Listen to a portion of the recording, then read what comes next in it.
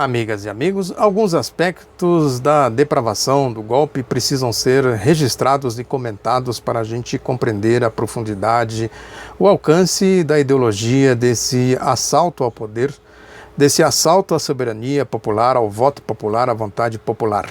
Tem um episódio recente que ilustra muito bem isso, que é a defesa do juiz Sérgio Moro, capo da Operação Lava Jato, naquela ação penal que o ex-presidente Lula movia contra ele, por conta daquelas ações criminosas, fascistas, de um fascínio, né? Quando o ex-presidente foi sequestrado naquela condução coercitiva, o Sérgio Moro privou o ex-presidente de liberdade, né? Privou o ex-presidente de liberdade, né? Registre-se isso. E também proporcionou a invasão da residência do ex-presidente por aquelas hordas hitleristas, fascistas, dando pontapés nas portas, fazendo gritarias, também dos filhos do ex-presidente, de amigos do ex-presidente, roubaram o celular da dona Marisa, roubaram equipamentos do Instituto Lula, em que a defesa tenta ter acesso a esses equipamentos e o Sérgio Moro nega. Ninguém sabe por qual motivo, qual a finalidade que eles fizeram esse roubo e qual a destinação que eles deram para esse material. Sem contar também a divulgação criminosa dos telefonemas da dona Marisa numa conversa com o filho, de uma conversa da nora do ex-presidente e também da conversa da presidenta Dilma com o ex-presidente Lula. Uma ação criminosa, fascista, de um fascínio. Por conta disso, o ex-presidente moveu essa ação contra o Sérgio Moro, que foi negada por unanimidade lá no Tribunal Regional Federal da 4ª Região, lá de Porto Alegre, aquele tribunal que julga em segunda instância as decisões de primeira instância do juiz Sérgio Moro. Tem lá o desembargador João Pedro Gebran Neto, que seria compadre do Sérgio Moro. A defesa do Lula já pediu um esclarecimento sobre isso, até agora isso não foi devidamente esclarecido. E o Sérgio Moro escalou para fazer a sua defesa ninguém menos do que a sua esposa, a advogada Rosângela Moro. Ou seja, tudo em família. Vê-se claramente que há aí uma oligarquia nascente, com todos os vícios, com todas as características da oligarquia brasileira, escravagista, desonesta, imoral, sem caráter.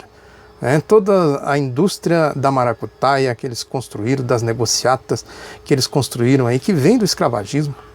Essa oligarquia que combateu a independência, a abolição, a proclamação da República, a Revolução de 30, a Constituição de 46, a Constituição de 88 e que agora combate o ciclo Lula-Dilma.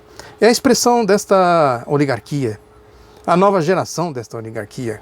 Com todos esses vícios, essas práticas que a gente está vendo aí.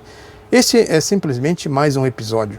Ele escalou a sua esposa para ir lá fazer proselitismo das suas politicagens, porque ela não disse nada de relevante. Ela atuou lá como um poste para usar aí essa metáfora que a direita gosta de utilizar quando ela fala da Dilma em relação à sua indicação pelo ex-presidente Lula.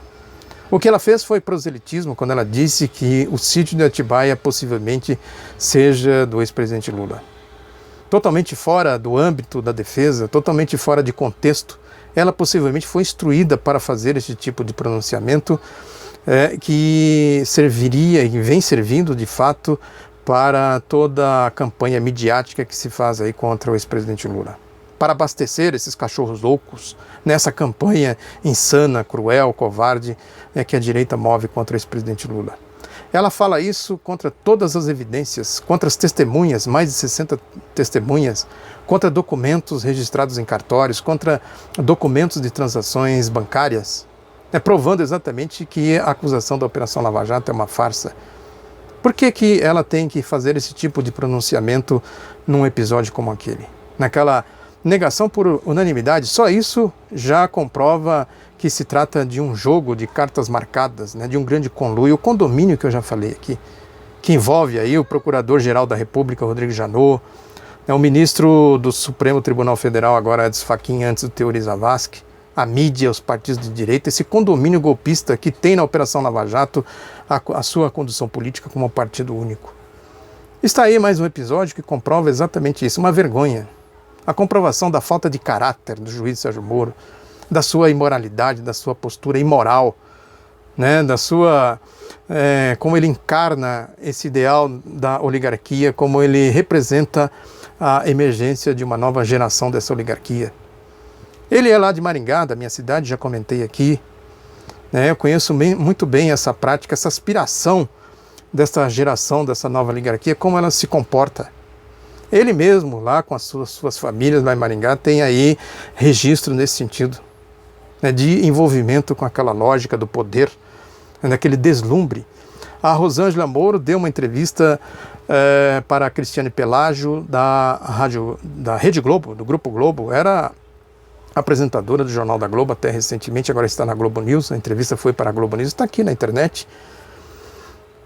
Ela fez a entrevista numa residência, segundo a Cristiane Pelágio, na residência de uma amiga da Rosângela Moro, lá em Curitiba.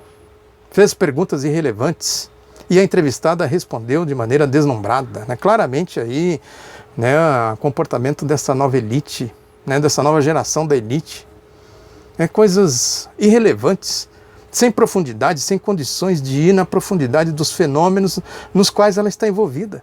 Ela, como advogada de defesa, né, do marido, olha que vergonha, promiscuidade total, né, falando coisas sem pé nem cabeça, né, completamente, superficialidades, espuma, né, não tem nenhuma correspondência com a realidade, com a vida real do povo, com as questões fundamentais do país. Exatamente essa nova geração dessa oligarquia que expressa exatamente esse escravagismo, né, essa ideologia de que o povo tem que se manter distante dos seus meios, né? Do seu mundo, né? Em resumo.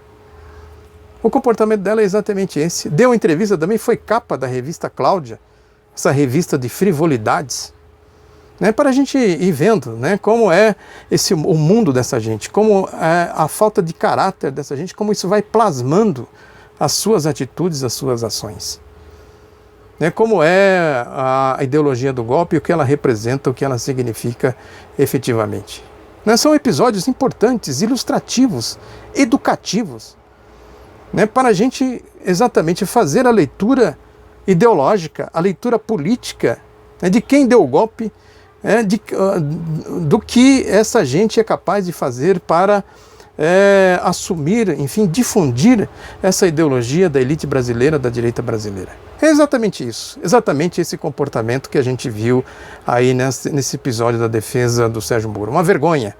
O sujeito escalar a esposa para fazer a sua defesa. Aliás, ele já põe ela aí para fazer proselitismo das suas politicagens nas redes sociais. Agora é um episódio vergonhoso. Devia ter vergonha, né? Mas quem não tem caráter, né? Quem não tem princípios, quem expressa, né? E quem se pauta pela ideologia dessa oligarquia, né, dessa direita brasileira, pela sua história, não poderia ter outro tipo de comportamento. Vergonhoso, depravado, degradado, degenerado.